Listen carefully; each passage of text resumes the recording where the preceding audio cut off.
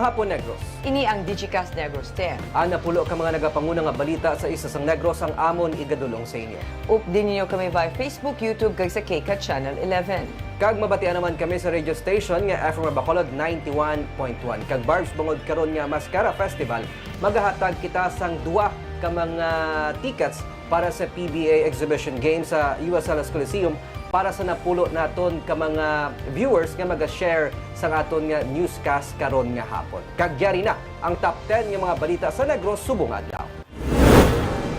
Duha ka mga NPA patay sa encounter. Pamilya sa napatay nagapanindugan nga mga sibilyan sila kag hindi NPA. Shabu nga nagabalor sang 20 million pesos para sa Mascara Festival na recover. PBBM mahimo magbisita sa haya sa napatay nga Negrense OFW sa Cadiz City.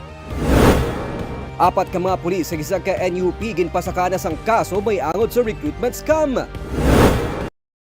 Kag sa good vibes, chips nga himo sa Blue Ternate, Bougainvillea kag Dragon Fruit ginbida sa Maskanamit Culinary Showdown.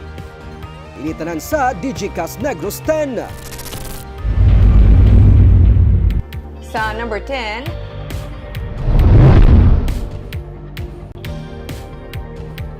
apat ka pulis kag isa ka NUP ang ginpasakaan sang reklamo angon sa PNP recruitment scam. Ginfile na ang reklamo batok sa apat ka mga pulis kag isa ka non-uniformed personnel nga nadalahig sa ginalagar PNP recruitment scam sa Banwa, Sangla, Castellana. Suno kay Police Major Ron Daryl Nigos, ang Public Information Officer sa Negros Occidental Police Provincial Office, ginfile ang administrative complaint batok sa mga PNP personnel pagkatapos mapasaka ang criminal charges batok kay La Castellana SB member Natnat Dumagit kag Mary June De Los Santos. Dugang paninigos ang temprano nga pagpasaka sang administrative complaint ang ginmando ni Police Regional Office 6 Director Police Brigadier General Sidney Villaflor. Nagpasalig naman si Nigos nga ipaagi sa due process ang investigasyon sa reklamo nga ginpasaka batok sa mga PNP personnel. Nagpamalibad naman si Nigos nga isaysay ang papel sa mga ginakusar nga pulis sa recruitment scam. Wala man ginhingadlan ang mga PNP personnel pero nadistino sila sa Bacolod City Police Office.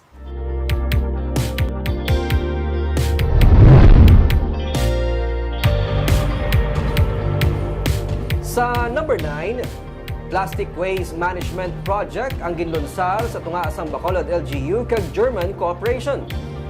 Sa records ng Department of Public Services, kapin sa 14% sa mga basura kalabanan diri mga plastic ang masami, hindi mahakot kag madala sa sanitary landfill sa Barangay Pilisa.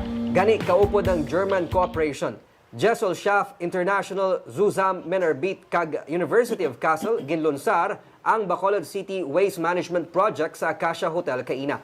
Tinutuyo sini nga matigayon ng feasibility study agod ma-assess ang plastic waste leakage o kung ang mga basura nga plastic nga masami hindi madala sa landfill kag matukod ang mga nagakaigo nga tikang agod ini ang masolusyonan. Hindi malipod nga masami ang mga plastic waste leakage ang nagalabot sa mga kanal, sapa kag baybay nga sarang nagaapekto sa palibot.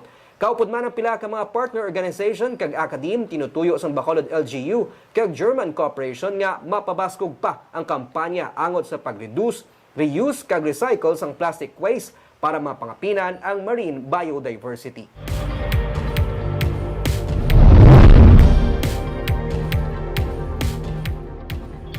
Sa number 8, nag-abot na ang terms of reference gikan sa technical team para sa bulk water project sa probinsya. Inisunod kay Provincial Administrator Ray Frando Diaz nga nagsiling nga ini ang subject sa approval sa sangguniang panalawigan para makasugod naman sa procurement process.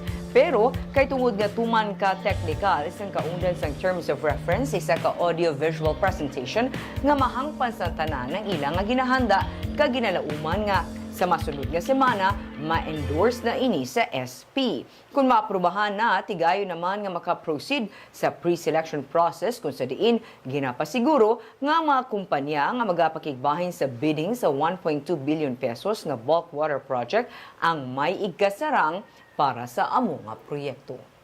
And by next week, hopefully, we can endorse this sa Sangguniang Panalawigan and wait for them to call us for a complete and comprehensive presentation of the project terms of reference. No? And then once approved, we can already proceed with the pre-selection process to check on who are qualified private companies that can enter into PPP contract with the province. Sir, sa timeline ka, sir, on time ka, sir? Oh, yes. Ara kita within the time frame. Sa number 7,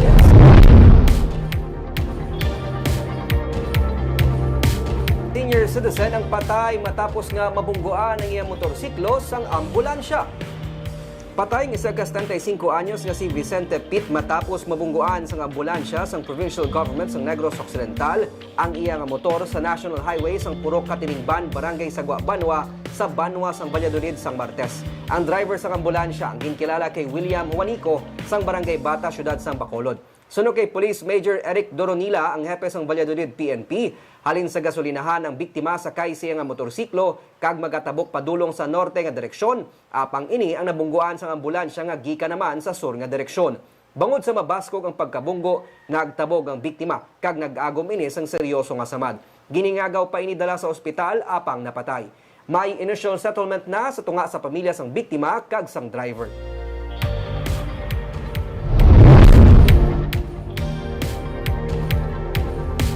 Sa number 6, Bacolod Mayor Albi Benitez ang magapabilin nga wala sang iga-endorse o kusuportahan nga kandidato sa PSKE karon nga magasugod na ang kampanya para sa amo nga eleksyon. Ginpahayag ni Mayor Albi Benitez nga sa pihak sang mga nagalinaptan niya nga mga litrato sa social media kaupod ang mga nagakandidato sa BSKE, wala siya sa may gina-endorso o kung ginasuportahan nga kandidato sa nagahilapit nga piniliay. Sa pagsugod man sang campaign period was tubtub Oktubre 28, nagapanugyan man ang alkalde sa mga nagapapili nga magsunod sa ginapatuman nga pagsulundan sang COMELEC. Ang alkalde ang nagsiling man sa nga kung magapagwa siya sang Good Governance Code nga magahatag giya sa mga botante sa pagpili sa mga lideres sa adlaw sa piniliay sa Oktubre 30. Ang COMELEC Bacolod nagpagwa naman sang listahan sa masobra 100 ka mga designated common poster areas nga sarang butangan sa mga kandidato sang ilang mga campaign materials. Dapat apolitical, no? So kung sino man ang nagtaw sa mga pictures na, ang mayor is not allowed to endorse any candidate sa barangay. May panugyan ka man sa nagagamit nga kisagakaon ka pa, may pictures sa kotse mo. Wala ka kabalo. May kabalong ang ina-picture. Magaling. So ano na siya? Unauthorized? Oo. Unauthorized use. So, ginagdidian. Basta pilihan man nila na. Kabalo naman sila siguro. Ang mga botante, subong alam naman. They know how to choose wisely ang mga dapat nga ibutang sa ilang barangay.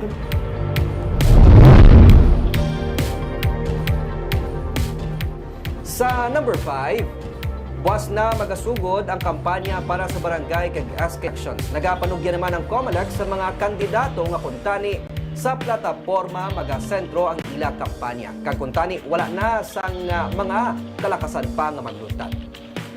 Nagalaom si Provincial Election Supervisor Ian Lee Ananoria nga magluwas sa high-level campaign, magasunod man ang mga kandidato sa napatpat nga mga pagsulundan sa kampanya na binangbahin sa mga common poster areas kasubong man sa mga sizes ng campaign posters. Magapatigayon man ang COMELEC sang Operation Baklas. Suno kay Ananoria, na tungod sang show cause order nga ila napapanaog bangod man sang reklamo angot sa premature campaigning, ila na mutikan nga nagaganhaga na ginman ang mga poster sa mga kandidato sa palibot sang probinsya.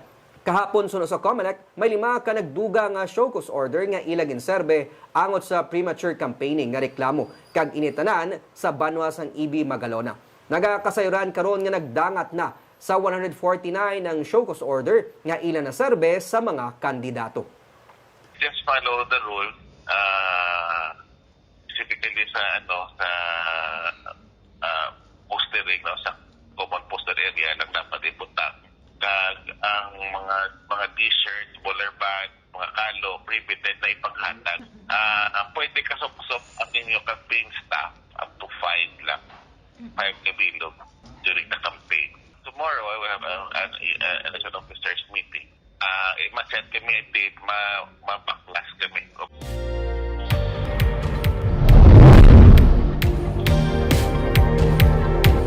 Sa number 4, mga soldado gikan sa Samar ang gideploy sa Negros Oriental sa pagpasiguro sang kalinong sa BSKE 2023.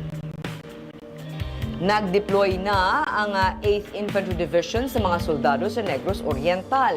Gikan sila sa Catbalogan City sa Samar para sa pagbulig sa 14th Infantry Battalion, 46th Infantry Battalion, 52nd Infantry Battalion kag 78th Infantry Battalion nga ipaidalom sa Operation Control sang 302nd Infantry Brigade sang 3rd Infantry Division. Ginpahanumdum ang mga soldado sa ilang mangin importante nga papel para sa pagpatuman sang hilway, tampad kag malino nga piniliay.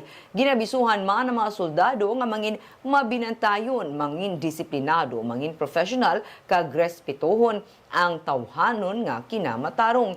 Kaupan ng pulis, i-deploy sila sa 549 ka mga clustered voting centers.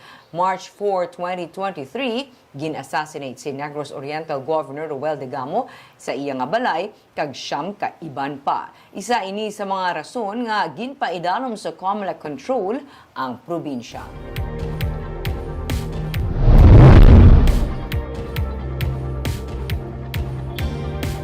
Sa number 3, ginapaabot ang posible pagbisita ni Presidente Ferdinand Marcos Jr. sa haya sa napatay nga caregiver sa kinagamo sa tunga sang Israel kag Hamas. Suno kay Cadiz City Mayor Salvador Escalante kung mag-abot gid man ang presidente ang haya patigayunon sa malapit nga simbahan bangod nga mas may lugar. Nagbulig na ang syudad sa pagpanghanda sa haya ug galing tugtog sa karon wala pa sang patod nga petsa kung saan ugid mag-aabot ang bangkay ni Loretta nga napatay sa Israel bangod sang kinagamo kontra sa Hamas. Sandigman sa ginayo sa presidente, nag-abot naman sa Cadiz ang utod ni Loretta nga si Nelia nga nagatrabaho sa Kuwait. Bangod sa natabo kay Lori, hindi naluyag pa sa ilang mga utod nga siya ang magabalik sa Kuwait. Tubtob sa karon suno kay Nelia, wala nila mahibaluan kung anugid ang natabo sa kay Loretta. Magluwas lamang nga nag-upod sa 3 ka iban pa sila ang ginharangan sang Hamas samtang pabalik sila sa iya nga amo. Isa lamang sa ilang tigaan nga nakasurvive. Kaina sa balay ni Loretta sa Kamayan sa Cadiz Viejo, ginpatigayon ang pag-turnover sang tiglawas ni House Speaker Martin Romualdez kag sang tiglawas sang talatapan ni Tingog Party List Yeda Romualdez sang 500,000 pesos nga cash assistance sa himata ni Loretta. Suno kay Anabelia Alacre ang magulang ni Loretta. Ini ang pagagamito nila sa palangitan-an kasubong man sa pagpaeskwela sa mga hinablos nga ginabuligan ni Loretta. Nagahatag man sang burial assistance ang talatapan ni 2nd District Congressman Alfredo Marañon III kag plano man nga mahatagan sang financial assistance ang mga estudyante nga ginapaeskwela ni Loretta. Subong wala pa kami kabalo, sir, kung saan o makaabot. Dari. Kawai sa sino ka na po? Pagabi. Asan Why pa nga na-release yung masang embassy sa Israel kung hindi siya nahaya kung na-release siya? Ang hambal sa akon sa morgue. Naka-freezer lang. Sa Israel? Oo. Wala pa gid. Maka-entertainar ko sila, maas maayo na sa presidente, kag maplastal sa isakto ko si Lori. Hindi nga simbahan. Lapit na dada, alam mo? Siguro 50 meters. Wala pa. Actually, wala pa. Mahulat siya mag-abot si Lori. Saan umabot ang party? I think daw wala pa final. Kung na ang tanan na documents na request nila, ito na nasubmit na sa pamilya. Mahulat na lang ta kung final. No? Actually, sila nila kahapon ko mapabalo sila sa aton. Si tanon ta kung may ara siya nga magina pa eskwela nga quantity dito man ay masulod sa actually hatag kaya financial assistance sa mga estudyante sa district, sa 2nd district, bilog na district. So, ang iyan ang ginatagaan ng bulig, nga iyan ang nablos, i-aton man ipasulod sa parts ng aton nga program. Sa number 2,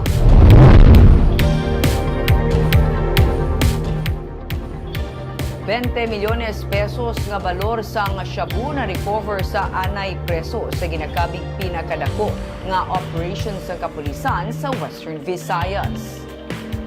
Masobra sa 3 ka kilos ang ginasuspetsuhan shabu nga ginapatihan gintigana para sa Mascara Festival ang na-recover sa katapos ng City Drug Enforcement Unit, BCPO, NOCPO kag Regional Intelligence Unit sa buy-bust operation sa Barangay Singkang Airport kahapon.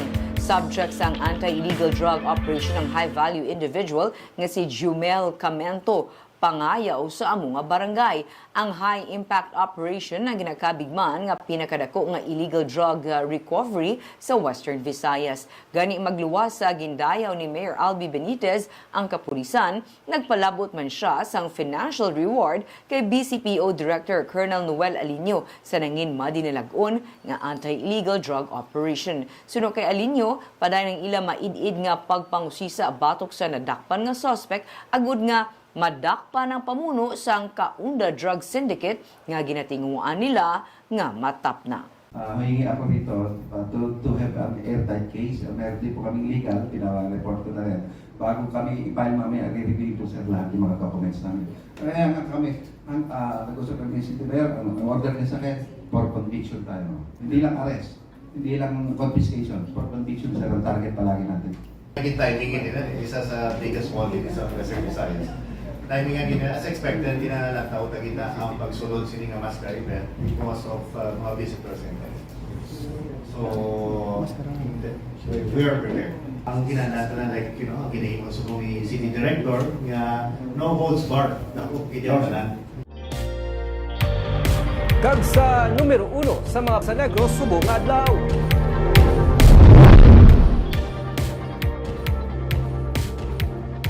Sa Banwasan EB Magalona, 2 ka mga ganaligar katapos ang NPA patay sa encounter.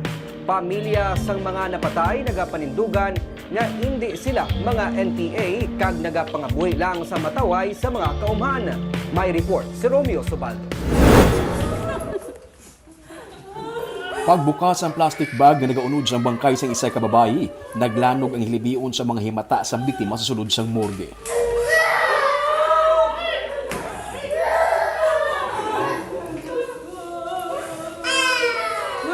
Pagbukad pagid sa isa ka plastic bag na nagaunod naman sa bangkay sa isa ka lalaki, mas nagkusog pagid ang hilibion.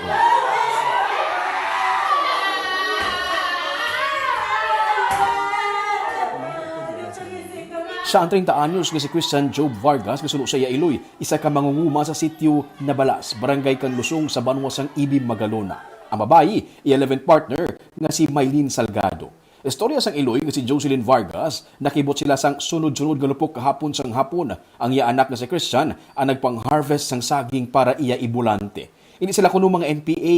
Ang iya nga misis, adlaw-adlaw nagabaligya sa gwa sang eskwelahan.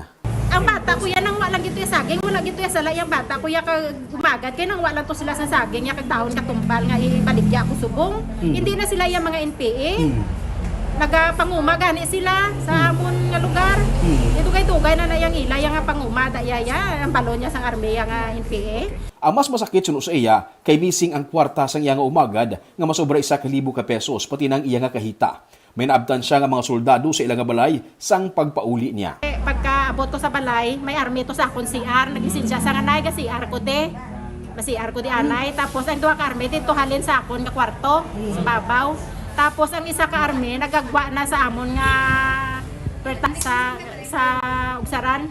Gagwa na sa gasugat anay kami. Ginantaw ko pag-abot ko, kay gina-charge na ang akon nga cellphone.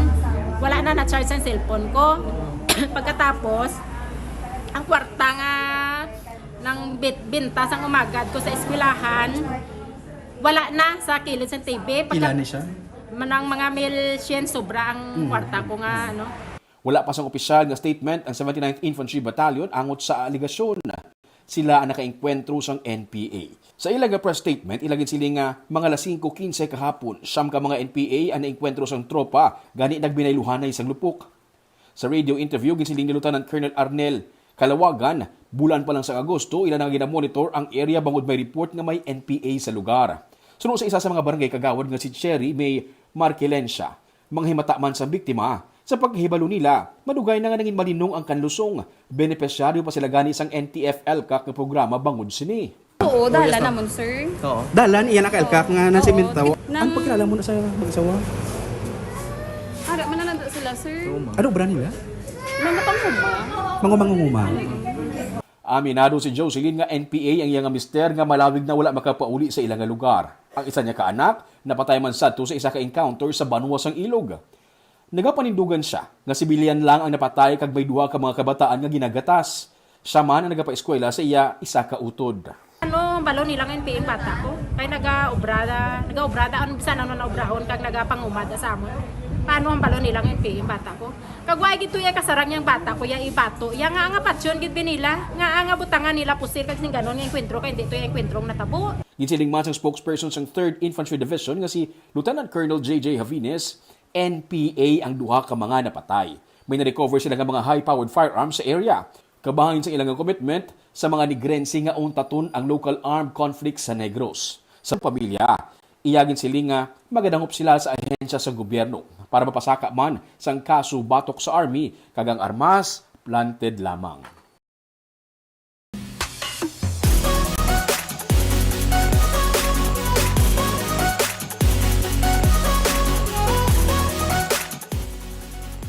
Sa Good Vibes, 21 ka mga eskwelahan ang nagpa-indis-indis sa Mas Kanamit Culinary Showdown. Kabahin sa mga ginpasundayag amo ang mga chips nga himo gikan sa bulak sang bougainvillea, blue ternate kag dragon fruit. Yaring report ni Nico Delfin. Sino ba lang magdumdum nga ang bulak sang bougainvillea nga masami makita lang sa kilid sang karsada ang pwede gali makaon kag mahimo nga chips. Sa ginpatigayon niya Mas Kanamit Culinary Showdown kag 7th Sabor Bisaya Food Expo ginpakita sang 3rd year hotel and restaurant management student nga si Josie Blase sang Southland College Kabangkalan nga pwede gali mahimo nga chips ang bulak sang bougainvillea. Damo sa palibot ta baka tanong mo dumi na pabayaan ta lang pero may ara nga kung paminsaron mo mayo balahaw nang may ara nga ang ilang nga simple lang nga tanong paano mo na siya maging chips. So studian mo, kita mo pa idea, magi ka sa trial and error pero sige sinama at mo ang achievement sa ulitin nga. Kasubong ni Josie ginpatilaw man ni Lowell Canoy sang Nonesco Sagay City ang chips nga himo naman sa bulak sang dragon fruit kag blue ternate. Sir, sa amon sa probinsya ginahimo actually sa juice ginabot niya sa lemon tapos ginabot ang ice so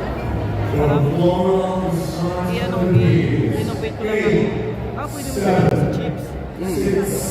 Ang Chips and Dips Making Contest isa lang sa mga pagpaindis-indis sang 21 ka mga eskwelahan halin sa probinsya sang Negros Occidental kag Panay. Suno kay Roberto Magalona, pamuno sang Hotel and Restaurant Association of Negros Occidental, kabahin sa pagdiskubre sang talento sa mga estudyante ang pagluto kag pagpreparar man sa mga pagkaon nga himo sa local ingredients. The thrust is really to use local ingredients and to promote local ingredients. Come up with delicious dishes using local ingredients. If there is no competition, they will not be challenged. And when you are challenged, you bring out the best in each one. And that is what we want to do. We want to challenge them, bring out the best, and sometimes even under pressure because competition May time. But that is the real world. In the real world, there is pressure. 14 taran ka mga kilala nga chef ang nanging judge sa kompetisyon. Nalakip man sa mga kompetisyon nga ginsaksiyan sa mga city officials kag mga tumalanaw ang cooking contest, centerpiece table kag floral arrangement kag fruit carving contest. Nico Delfino para sa DigiCast Negros. Barb, sino ba may expect no nga mga pare sa bulak sa bougainvillea pwede gali makaon? Ang naabdan ko rin sa muna, Nick, doon siya bala sa siding sa tawag. Or daw dugang siya nga decoration. Pero wala akong nagpunang na pwede makaon. Kag may dragon fruit pa, kag blue ternate nga bulak ka. Kag para gali sa aton nga mga napulo ka maging mapalaron nga mga winners sang aton nga free tickets para sa PBA Exhibition Games sa USLS. Lantaw lang kamo sa comment section kag dra naton i-announce kung sino sa aton ang mga winners kag kung paano i-claim ang inyong tickets. Kagamuyad to mga balita sa Negros subong adlaw. Kay man sa panahon karon importante nga may ihibalo ka sa nagakatabo sa imo nga palibot. Pero dapat balanse kag insakto ang mga impormasyon. Padayon kami nga magapangalagad sa Negrosanon. Ako si Barbara Mijares. Kag ako naman si Nico Delfin. Tubtubwas, maayong hapon.